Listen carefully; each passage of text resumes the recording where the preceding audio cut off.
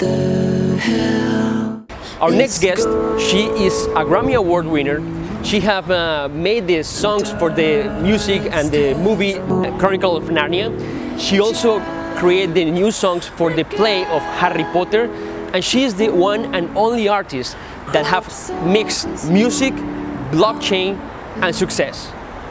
Her name is Imogen Heap, and this is the interview. Imogen Heap, thank you very much, Imogen. Thank you. Hello. Hello. You're there, you're here, you're here. Hello, everyone. Yes. Thank you very much. Thank For you. the people that is connecting right now and, well, do not know who she is, well, Imogen is a Grammy Award winner. She reached the top 5 of the Billboard 200 with her third solo LP in 2009, the album Ellipse. Also, well, have collaborated with top artists such as Deadmau5 or Taylor Swift. And Imogen, before we start talking about why the reason you're here, we would like to talk about music and how fair is the music nowadays? How fair is the music industry today with the artists? Thank you for that excellent question. Yeah, the music industry suffers from a lot of inefficiency. If you were to play a piece of music on one of your, your casts, it would be a complicated process to get permission for that. And then a kind of the payment of that would take a long time and would have to go through 3 or 4 different kind of checkpoints. So for example, if I'm going to sing a song tomorrow, and at every single live performance over a certain amount, it's different in every country, everybody has different standards, everybody has different amounts and stuff, but essentially when you perform a song, the songwriter gets a fee for that performance of that song. Yet it could take 2 years for any of this fee, or maybe it'll be like £10 or something, a tiny amount that will actually may come to me in the end, or if I was covering somebody else it would go to them. But the time it takes to get into my pocket could be 2 years, and it could involve 5 or 6 different checkpoints to get there, each of which take a percentage. But the amount of man hours or woman hours that goes into that is 200 or times the amount that will actually go into my pocket. So it's a very inefficient system. 3 years ago, you started with this blockchain movement. You were like one of the pioneers in the music industry to go all over with that new way of creating music. Tell us a little bit about it. Yeah, so we did an experiment about 3.5 years ago. I had a new song called Tiny Human, and the effort and the kind of frustrations about putting a new piece of music out in the world and the cost that it takes to actually help that shout out above the rest is counterproductive or whatever. You have to spend like $1 million to get a hit record these days, just to get that hit record. Not saying that it's going to be a hit record, but it doesn't make sense to pay for advertising and marketing for a song when the amounts are so low that come back from the streaming.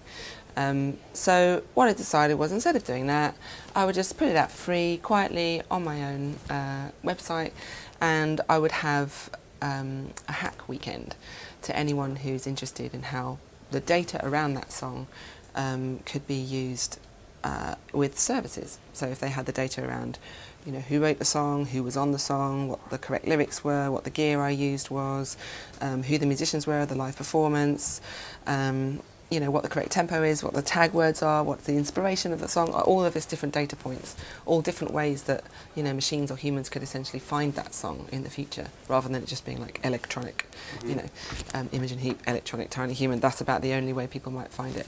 But if you had tag words connected to that and gear and all kinds of other information unique to that song, you would be able to be found above the noise.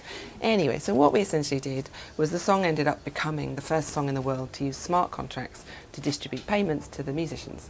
So that means they downloaded the song on this platform called Ujo Music, and the Ether, people had to use Ether because it was on Ethereum. It was like 1 Ether to buy it at the time, which is a lot of money now, but back then it was like the equivalent to $1. And they downloaded it, and when they downloaded it, all the people got paid instantaneously.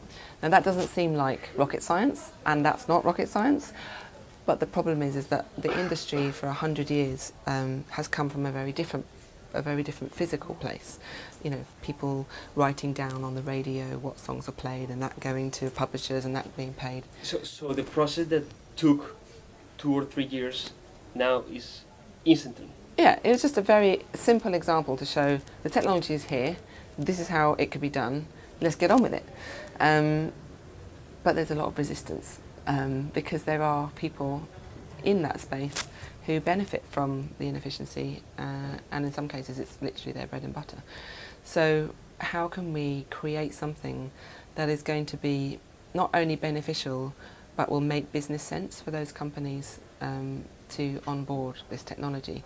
So we need to create something which is so useful, generates so much flow, and essentially like ignites a new ecosystem where there's all kinds of other opportunities for money to be flowing around musicians and services by adding added content, metadata, but unique to the music maker. So I kind of started out going, yes, we're going to convince everyone to make an open database of songs that everybody's going to author to. We're going to share this, you know, one place or one resource where we could decentralise, but a resource which we all, you know, so radio stations, if you wanted to get a license for a song or you wanted to cover a song or whatever, everybody just goes to the song and the song gives you permission to do things. And then the song would then distribute those payments, you know, every single second of every day to all the right people. But in order for you to receive those payments or to author to that space, the music maker needs an identity. It needs a trusted, verified identity to be able to send information to that songs database to say, I've got a new song out and I can verify. So there's where the dream came up, or? So this thing called the Creative Passport is our idea about how to create a standard for music makers to have a point at which the business can do business with you, so you become open for business, open data for business. So we're not just talking about how to, you know, find a way for the music industry to not have any excuse not to pay out half of the royalties to the right people, of which $25 billion a year goes to nobody. It goes to the institutions. If we can help them find the right people by just going, here we are, here's how you... Can I see it? This is a physical representation of the kind of data you might see in it. Right there, you can see it right there. We've actually just recently changed the branding because this is really the Mycelia logo, but we've just recently changed that, so that's kind of a bit... But anyway, it kind of shares, you know, in here you have like, you know, linked apps and services. You've got your labels, you've got your official social accounts, you've got your roles in your life. Maybe you're a mother, maybe you're a... That's fascinating. But Imogen, how many artists are actually jumping on this movement? Because it sounds very utopic, utopia, but it is. Yeah, no, from the reality, it doesn't exist yet. Is the penny drops. No, it's not. It doesn't exist yet.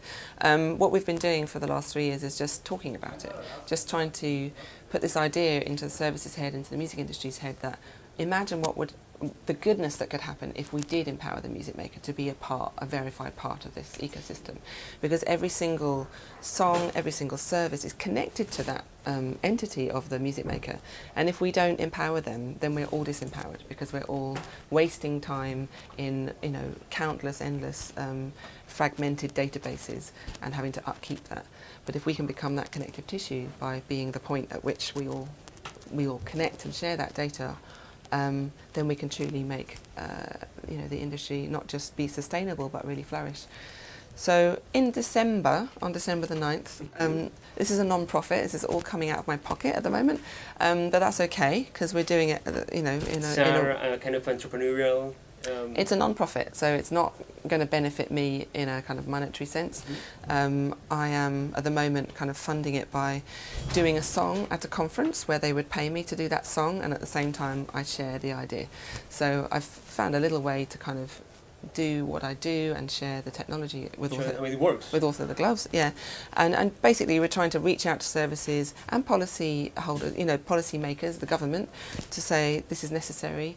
You know, how can we convince the EU that maybe they should develop this open resource of songs and verified data, so that we can... Fascinating. really Fascinating. clean up the system. Two questions because I know you have to go. When we told our audience that we're going to have the privilege to talk to you, we asked like, okay, you guys want to ask something in particular? Ask me anything. And they told us that they wanted to know that thing that you do when you go to different cities or countries around the world, Yeah. and that you like to promote or engage with local designers. Yes. That you like to, every time that you go on That's true, stage, yeah. you ask for local designers Yeah. to try something To new. dress me, yes. How is that? It's So, great. it's amazing. It's Yeah. so cool. Well, you know, we're on tour for a year, and that's a lot to fit in a suitcase to like have like 50, because we do a different show every week, a different forum every week for the music makers, different conference every week, and we're all travelling as a family and as a small team. So we've got so much luggage already. We've got 14 suitcases between the 5 of us, and there's a lot of stuff.